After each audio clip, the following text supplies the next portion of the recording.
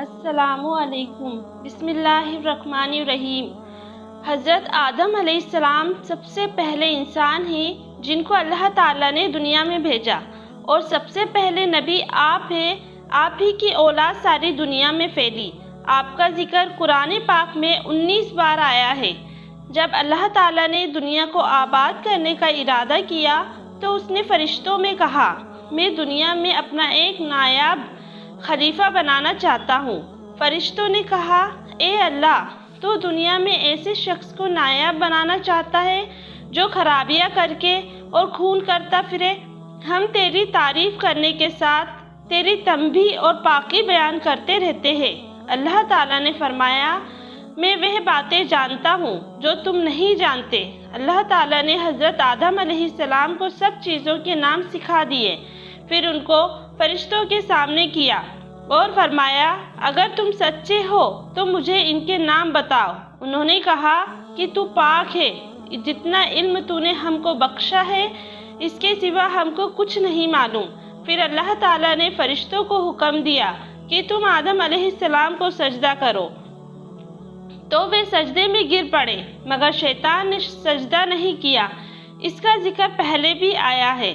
اللہ تعالیٰ نے حضرت آدم علیہ السلام سے کہا کہ تم اور تمہاری بیوی جنت میں رہو اور جہاں سے چاہو کھاؤ پیو، مگر ایک خاص درخت کے متعلق حضرت آدم علیہ السلام کو منع کر دیا کہ اس کے قریب بھی نہ جانا، ورنہ تم بھی ظالموں میں سے ہو جاؤ گے۔ اس طرح اللہ تعالیٰ نے حضرت آدم علیہ السلام کا امتحان لیا کہ دیکھے یہ ہمارا کہنا مانتے ہیں یا بھول جاتے ہیں اور شیطان کے بہکائے میں آ جاتے ہیں۔ شیطان جو پہلے ہی حضرت آدم علیہ السلام سے ناراض تھا کہ ان کی وجہ سے وہ اللہ تعالیٰ کے دربار سے نکلا اور خدا تعالیٰ کی لعنت اس پر ہوئی، اور اس نے قسم کھائی تھی کہ میں حضرت آدم اور اس کی اولاد کو قیامت تک بہکاتا رہوں گا کہ اللہ تعالیٰ کا کہنا نہ مانے اور خوب برائیاں پھیلائے۔ وہ حضرت آدم اور ان کی بیوی حضرت حوا علیہ السلام کو برابر بہکاتا رہا کہ اس درخت کا پھل تم ضرور کھاؤ، اس کے کھانے سے تم فرشتہ بن جاؤ گے، جنت میں سے کبھی نہ نکلو گے۔ آخر ایک دن حضرت آدم علیہ السلام اور ان کی بیوی حضرت حوا علیہ السلام بھول میں شیطان کے بہکائے میں آ گئے اور درخت کا پھل کھا لیا۔ پھل کھاتے ہی دونوں ننگے ہو گئے اور جنت کا لباس ان کے بدن سے غائب ہو گیا، اور وہ جنت کے پتوں میں اپنے بدن کو چھپانے لگے۔ اللہ تعالیٰ نے حضرت آدم علیہ السلام سے کہا کہ ہم نے کہہ دیا تھا کہ اس درخت کے پاس بھی نہ جانا اور شیطان کے کہنے میں نہ آنا، وہ تمہارا دشمن ہے، تم اس کے کہنے میں آ گئے۔ اب تم اور حوا جنت سے چلے جاؤ اور دنیا میں جا کر رہو۔ حضرت آدم علیہ السلام کو جنت سے نکلنے اور شیطان کے بہکائے میں آنے کا بہت رنج ہوا، اور بہت عرصہ تک اللہ تعالیٰ سے معافی مانگتے رہے اور روتے رہے کہ اللہ تعالیٰ مجھے معاف کر دے۔ آخر اللہ تعالیٰ کو رحم آیا اور حضرت آدم علیہ السلام کو یہ دعا سکھائی کہ اے ہمارے رب، ہم نے اپنے اوپر ظلم کیا اور تو ہم پر رحم نہیں کرے گا تو ہم بڑا نقصان اٹھانے والوں میں سے ہو جائیں گے۔ تو حضرت آدم علیہ السلام نے یہ دعا بہت گڑ گڑا کر مانگی، اور اللہ تعالیٰ تو بہت رحم کرنے والے ہیں۔ جب کوئی بندہ گناہ کر لیتا ہے اور سچے دل سے توبہ کر لیتا ہے کہ اے اللہ، یہ گناہ تو مجھ سے غلطی سے ہو گیا، آئندہ ایسا نہ کروں گا، تو وہ معاف کر دیتے ہیں۔ چنانچہ حضرت آدم علیہ السلام کو بھی اللہ تعالیٰ نے معاف کر دیا، اور پھر کہا کہ تم اور تمہاری اولاد دنیا میں رہو، اور یہ بات یاد رکھو کہ جب میری طرف سے کوئی نبی علیہ السلام میری ہدایت لے کر تمہارے پاس آئے تو تم اس کا کہنا ماننا۔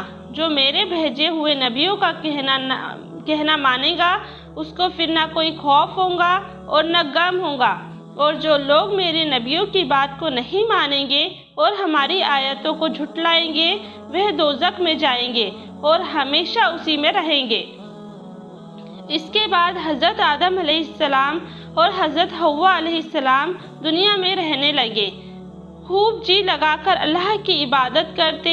ان کی بہت اولاد ہوئی اور دنیا میں سب جگہ آباد ہوتی رہی۔ حضرت آدم علیہ السلام اپنی اولاد کو یہی بات بتاتے رہے کہ تم کبھی شیطان کے بہکاوے میں نہ آنا، وہ ہمارا دشمن ہے اور ہم کو بری باتیں کرنے کے لیے بہکاتا رہتا ہے۔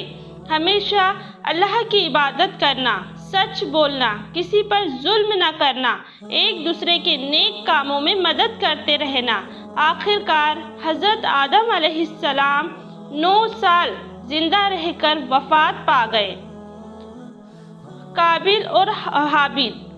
قرآن مجید میں حضرت آدم علیہ السلام کے 2 بیٹوں قابیل و حابیل کا قصہ ہے، اور ہم تم کو سناتے ہیں کہ حضرت آدم اور حوا علیہ السلام سے بہت اولاد ہوئی۔ انہی میں سے 2 بچے قابیل و حابیل تھے۔ قابیل بڑا لڑکا تھا، لیکن یہ ماں باپ کا کہنا نہیں مانتا تھا۔ حابیل چھوٹا بھائی تھا جو ماں باپ کا کہنا مانتا تھا۔ اقلیمہ ایک لڑکی تھی جس سے قابیل شادی کرنا چاہتا تھا، مگر حضرت آدم و حوا علیہ السلام اس کی شادی اپنے چھوٹے بیٹے حابیل سے کرنا چاہتے تھے، جو نیک اور شریف تھا۔ اس لیے قابیل اپنے ماں باپ اور بھائی کا دشمن ہو گیا۔ اللہ تعالیٰ نے حکم دیا کہ تم دونوں قربانی کر کے پہاڑ پر رکھاؤ، جس کی قربانی قبول ہوں گی اس سے اقلیمہ کی شادی کی جائے گی۔ اللہ تعالیٰ کو اپنے نیک بندے پسند ہوتے ہیں اور وہ ان کی مدد کرتا ہے۔ آسمان میں ایک آگ آئی اور حابیل کی قربانی کو لے گئی، یعنی حابیل کی قربانی قبول ہو گئی۔ اب اس کے بھائی قابیل کو بہت غصہ آیا۔ اس نے حابیل سے کہا کہ میں تجھ کو قتل کر دوں گا۔